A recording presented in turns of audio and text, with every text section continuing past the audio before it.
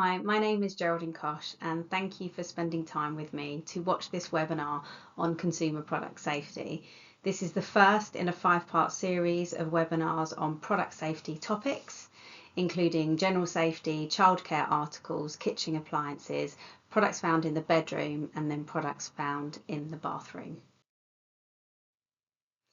So it was really hard to distill 20 years worth of experience in working in product safety into key topics I wanted to share with you. So there's lots of other examples of products out there. So these are just a few that we're going to focus on in this short webinar. So we're going to look at fireworks, Christmas decorations, pet toys, magnets, angle grinder attachments, e-bikes and water beads. Just a warning, there are some videos in these webinars that some people might find disturbing, as they demonstrate how injuries or fatalities can occur. And I will be talking about injuries and fatalities from products because that's the consequences that we're dealing with when things go wrong. So why do we care about this? Well, a study done by the Office of Product Safety and Standards, also known as OPSS, found that consumers assumed that brands would only make safe products, and that regulations were in place to stop potentially dangerous products from entering the market. And this is kind of true, but unfortunately not always. So not everything you buy is safe, and we can't assume that it's safe. So what we're trying to do with these webinars here is to give you information where you can check the products when you buy them to see if they really are safe or not. And there are regulations in place, but it's really important to mention that if you buy products from outside of Great Britain, then you are potentially buying an unregulated product, which means it may not comply with the strict safety standards that we have here in GB, in Great Britain. So I wanted to highlight that there, and some great study and work that was done by OPSS, but I wanted to highlight some key points on that. Also, ROSPA, who are the Royal Society for the Prevention of Accidents, are finding that preventable accidents, and that's a key word, preventable, are actually rising in the UK, and deaths are at an all-time high. And I find this really interesting because some people think, oh, you just want to wrap people in, bubbles, and you don't want them to actually live their lives and take risks and do exciting things. And that's not true at all. We really do. And I'm a mother to 2 lovely children, and of course I want them to have fun. I want them to take risks, but I want them to be educated risks, either for me as a parent, or I will try and educate them when they were old enough to understand and learn and teach them, like we always do. So it's important for consumers that we help empower ourselves and also our family and friends and try and protect them where possible. So accidental deaths in the UK have reached an all-time high, with the rate increasing by 42% in the last decade, making them the second biggest killer of people under 40. Now, of course, this is all accidents. They're not all related to consumer products, but consumer products will form part of that. So according to ROSPA, you are substantially more likely to suffer a serious accident than you were 20 years ago. And as mentioned on the previous slide, the rate of accidental deaths in the UK is increasing, and accidents now take over 20,000 lives each year, which is more than the capacity of the O2 Arena. Accidents are the second biggest killer of people under 40 and the most common cause of preventable death in children under 15. And the word there, as mentioned before, is preventable. So what we want to try and do with these webinars is understand how we can prevent these injuries and deaths from happening when they're associated with consumer products, because not all of these are associated with consumer products. So let's look at some of the products that I mentioned on the slide earlier on. Just some statistics for you. So in 2023, over 2,000 emergency calls were made on Diwali, Halloween and fireworks night. And this is according to the London Fire Brigade, the LFB. And that's it's a short space of time. It's not the whole year. And that is a huge amount of emergency calls. And it's really important to understand with fireworks that they are explosives, basically. You get different types of fireworks. You get an F1, which is an indoor, an F2, which is for the garden, F3 is large garden, and F4 is professional use only. So that's for organised public displays. So you should only buy fireworks if they're category F1, F2 or F3, and they have the appropriate marking on them. When I was doing these webinars live, I asked people how hot they thought sparklers get. So there's a picture here on the slide of sparklers. They get incredibly hot. They get up to 1,000, 1,600 degrees Celsius, which is almost as hot as a blowtorch. Now, of course, I've let my children use sparklers. I've used sparklers before, but I think it's really important for us to understand that these things are incredibly hot and also really attractive.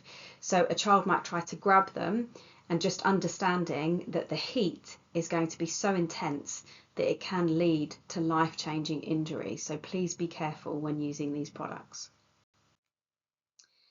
So what should you do? Well, there's lots of information just before I move on to some of the tips here, actually on the Child Accident Prevention Trust website, so also known as CAPT.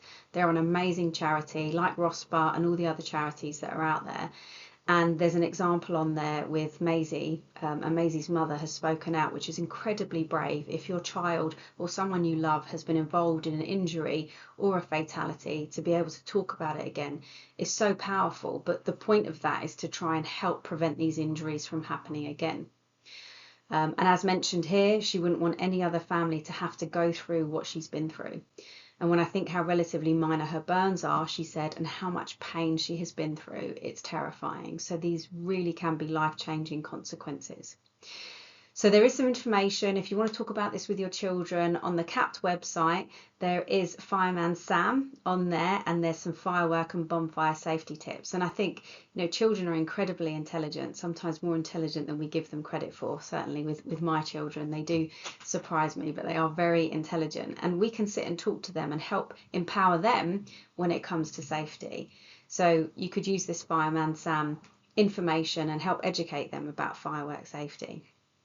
Some important things is to store them properly, only use them under adult supervision, read the instructions. There are specific instructions about the size of the area around the firework that is needed before letting the firework off. So making sure you understand that.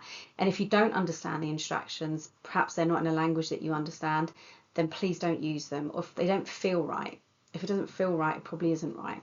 So I would highly recommend taking a look at the instructions, looking at the warnings, and if you're unsure, then go back to the place that you bought them from. Disposal is really important as well, so ensuring you dispose of them. And of course, pets. So keeping pets indoors. We don't want pets to be injured or suffer from, fatalities from these types of products as well.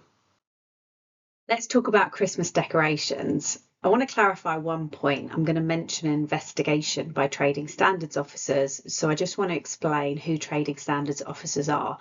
Trading standards officers have a vital role in consumer protection.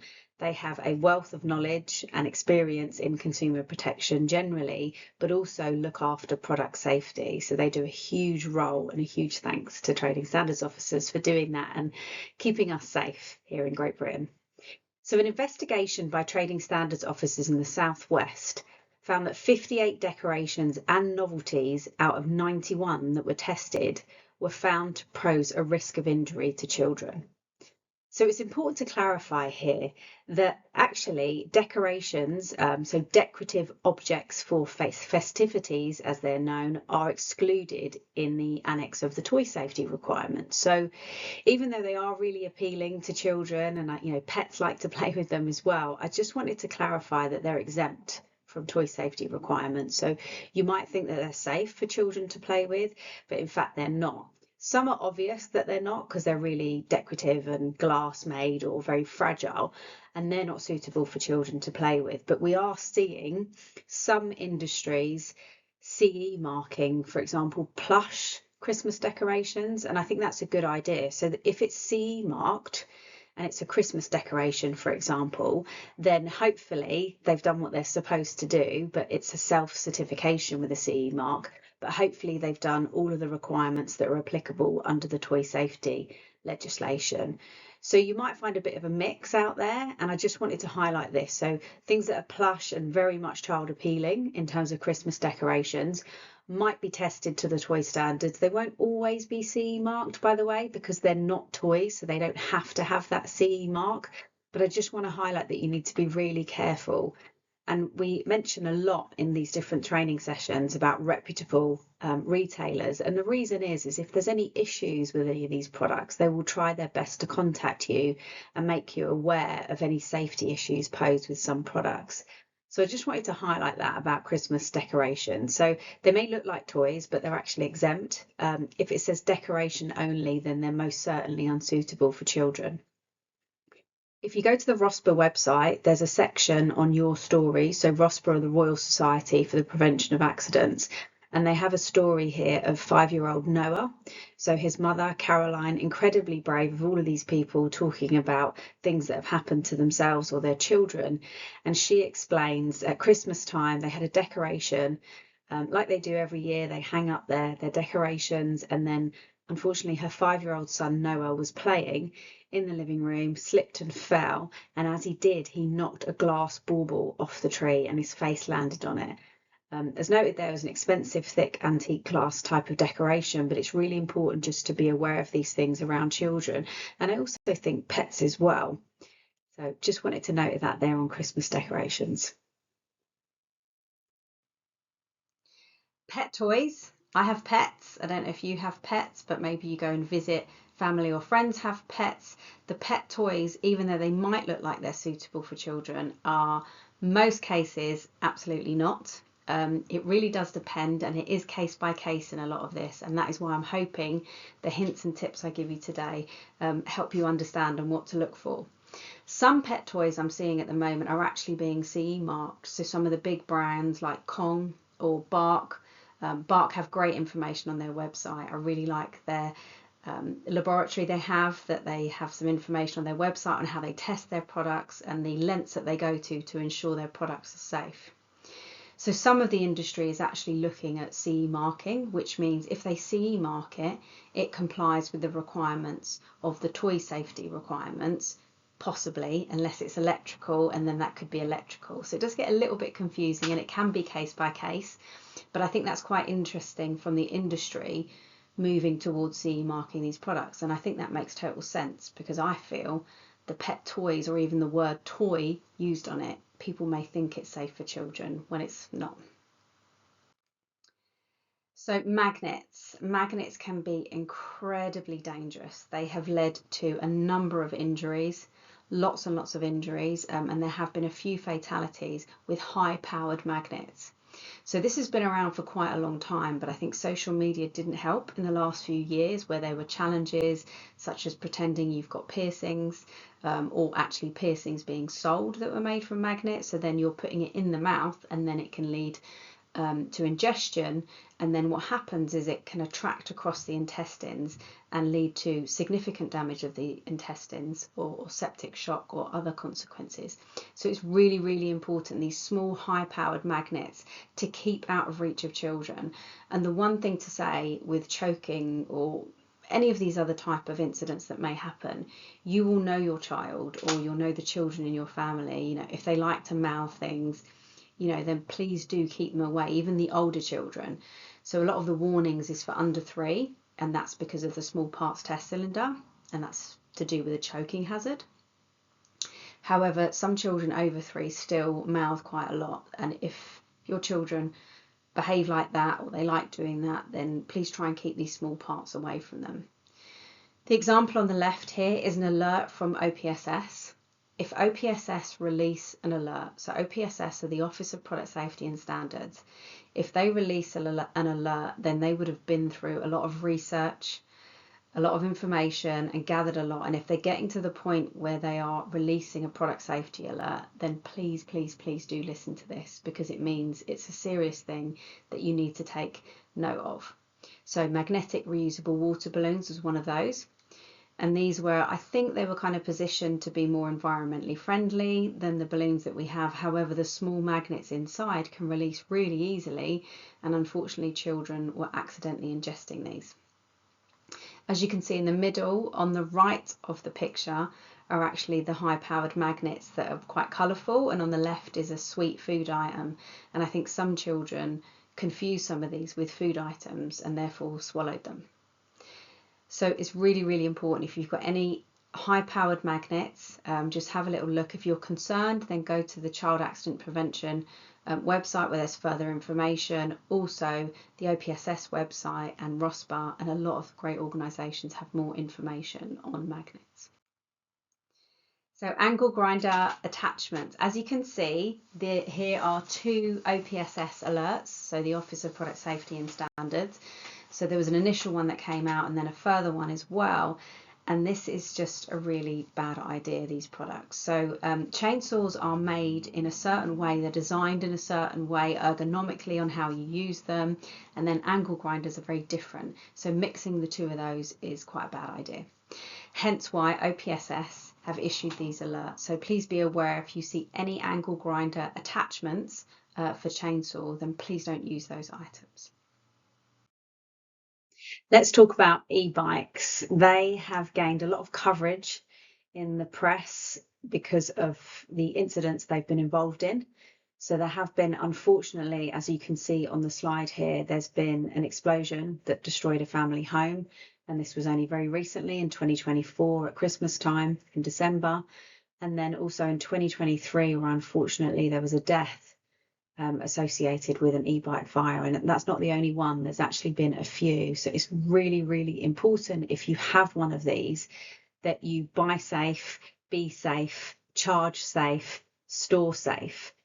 One of the challenges is that these items are obviously quite expensive, so people don't want to leave them outside chained up, or they want to make sure they're perhaps in the home so that you have them for security reasons.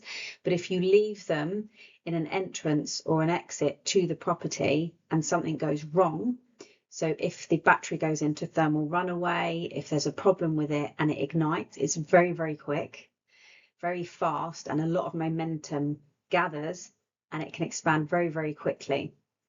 And unfortunately, if that happens in an entrance or an exit to a property, that makes it very difficult for the occupants to get out. And unfortunately, that is where these incidents have left to catastrophic incidents, and also where fatalities have occurred. So it's really, really important to buy safe, be safe, charge safe, store safe. If you are charging the batteries, please do not leave it unattended. If you can, if possible, put it in a place that is somewhere you can be observant and see if something happens, so you can react to that.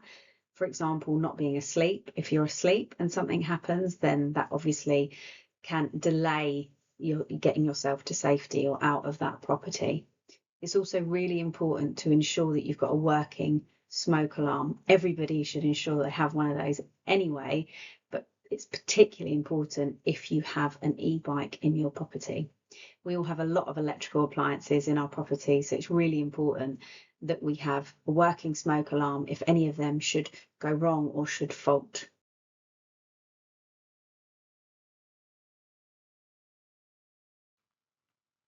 So I'm just going to show you a really short video on water beads. Water beads are small, highly absorbent gel balls, which can be very dangerous to young children. When soaked in water, they expand to considerably bigger than their original size. After 3 hours in water, some water beads can be 5 or 6 times bigger than their original size. After 6 hours, a sensory water bead can expand to the size of a marble. And larger water beads can even grow as big as a golf ball after 36 to 48 hours in water. Water beads are slippery, bouncy and difficult to control. They can look like sweets and be easily swallowed. If a child places one in their mouth, it presents a choking hazard. They can also become lodged in their ears or nose. And if swallowed, a water bead can expand inside a child's body, causing blockages in the intestines and requiring medical intervention. Always keep water beads away from young children.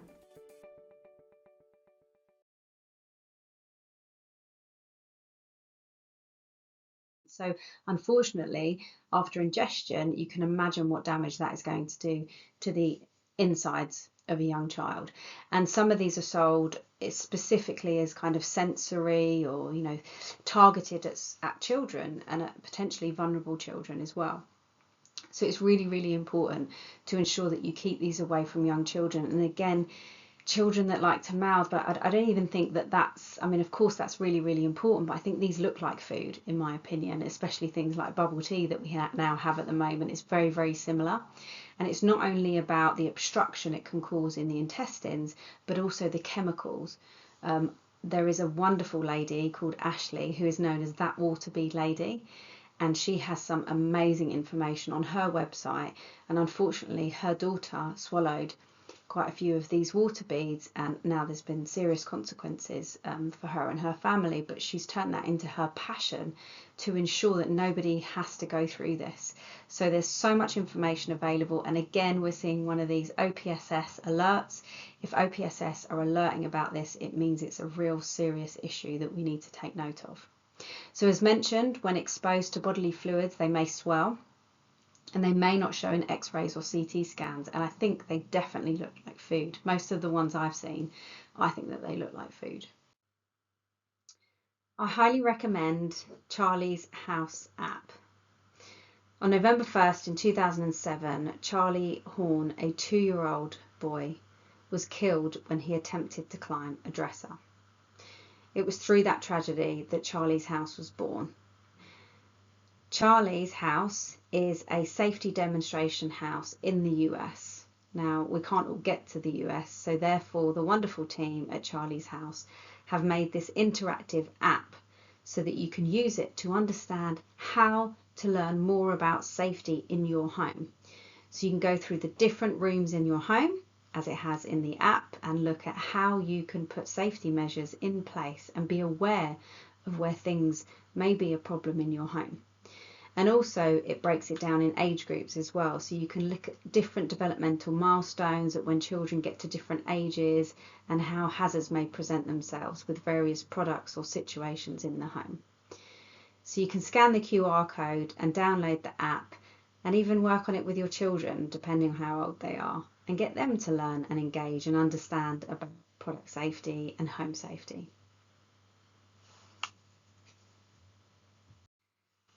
I want to leave you with some consideration. So check before you buy. Just because it's sold doesn't mean it's safe.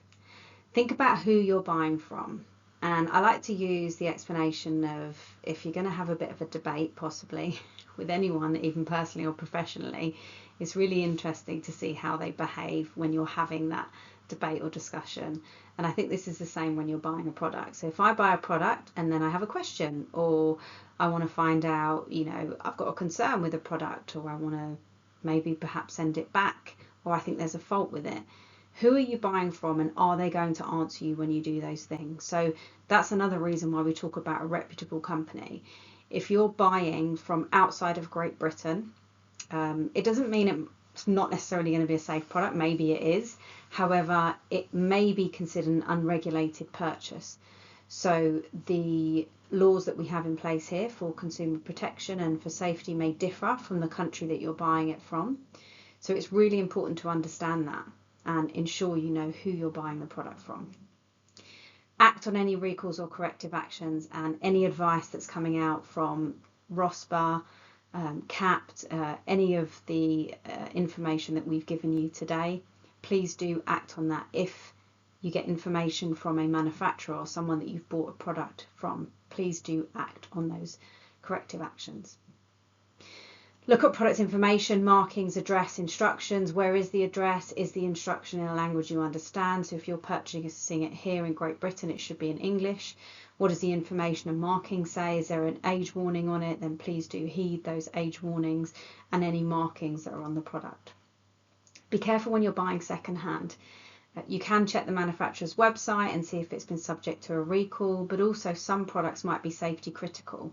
So for example, a car seat, you don't want to have a car seat that's been involved in an accident.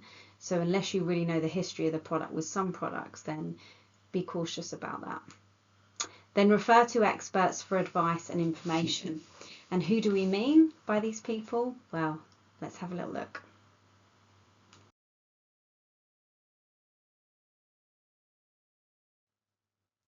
I want to provide you with some further resources. Of course, OPSS, the Office of Product Safety and Standards, and then CAPT, the Child Accident Prevention Trust, Electrical Safety First, ROSPA, the Royal Society for the Prevention of Accidents, Consumer Friend, which has information on consumer rights and consumer topics in general, of course Charlie's House, and then That Water Bead Lady, lovely Ashley, has amazing information and resources about water beads on her website. And then the Kids in Danger Toolkit, if you want to do more of a deep dive in product safety, specifically focused on children's product, but in general on products in the home, then have a look at the free Kids in Danger Safety Toolkit. It takes about 4 hours to complete part 1 and the same for part 2, but it's a really good training program. And then you've got the CTPA, the Cosmetics, Toiletry and Perfumery Association. So if you're specifically interested in those products, then take a look at their website. If you're concerned about any consumer products that you've purchased, then please do contact Citizens Advice if you're based in England and Wales. If you're based in Scotland, then contact Advice Direct Scotland. And if you're based in Northern Ireland, then contact your local district council. So thank you so much for watching this particular session, and I hope that you check out the other 4 sessions that are available on the other topics in consumer product safety. For more information, check out my website, and also you can contact me with any questions that you may have.